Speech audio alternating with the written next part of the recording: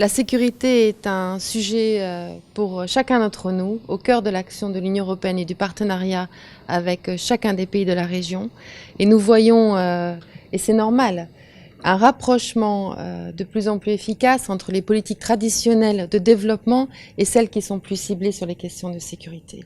Il faut en effet que sur ces sujets, qui sont souvent nourris par des dynamiques, des défis locaux, une réponse au niveau régional qui doit se doubler d'une réponse au niveau national et une réponse aussi au niveau local.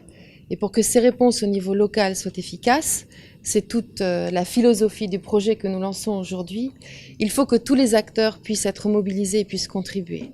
Des politiques publiques de renforcement du secteur de la sécurité doivent être appropriées par les citoyens. C'est ainsi que les politiques publiques deviennent plus efficaces et qu'elles sont pérennes et qu'elles ont un impact véritable. Et il faut pour cela que les citoyens et souvent les citoyens à travers la société civile qui se mobilisent aux différents niveaux d'action dans chacun des pays puissent contribuer.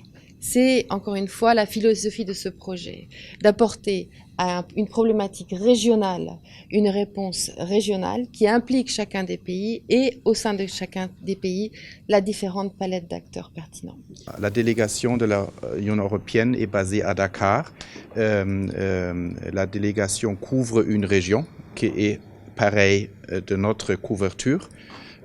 Donc c'est le Sahel et l'Afrique de l'Ouest, y compris l'Afrique centrale. Il y avait un appel à la candidature pour ce projet et dans ce lot, il y avait 9 pays pour lesquels on pouvait proposer des solutions, des idées, projets. Et vu que la Fondation Ebert dans la région est présente avec plusieurs bureaux, nous avons réfléchi où il y a le plus grand besoin, où il y a la plus grande pertinence, parce que le point fort de la Fondation Ebert est de travailler en réseau. Et nous avons donc choisi le pays, le Cameroun, le Nigeria et le Mali. Et nous, en tant que bureau régional pour les questions paix et sécurité, nous allons donner une touche régionale avec plutôt des activités telles que la plateforme des femmes pour donner une voix aux femmes par rapport à cette question. Et entre autres, je n'ai pas encore mentionné ça aujourd'hui, mais je voudrais bien partager cette idée avec vous également, de développer un baromètre qui doit mesurer avec des indicateurs encore à développer l'état de lieu des processus de secteur de sécurité dans la région. Pour nous, c'est une grande opportunité parce que, comme vous l'avez remarqué, le Cameroun, depuis 2014, traverse une situation de crise sans précédent avec des conflits des conflits au niveau de l'extrême nord, de la secte terroriste Boko Haram. Depuis 2016, n'est-ce pas, la crise sociopolitique et à l'est, les coupeurs de route, les bandes armées. Donc, nous recherchons, n'est-ce pas, l'inclusivité de tous les acteurs pour pouvoir sortir de cette situation. Donc, une approche holistique qui prendrait en compte toutes les approches, l'approche économique, l'approche sécuritaire.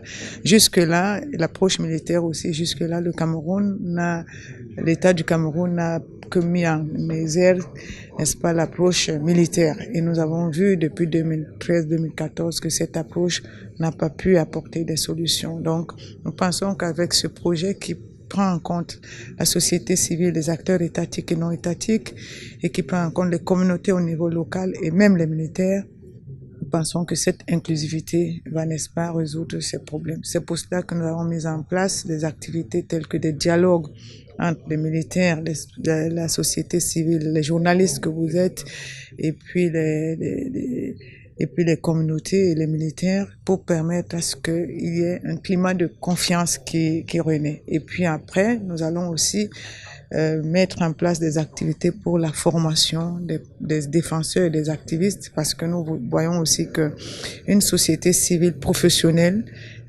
peut apporter, n'est-ce pas, des solutions fiables pour, n'est-ce pas, la résolution de ces conflits-là.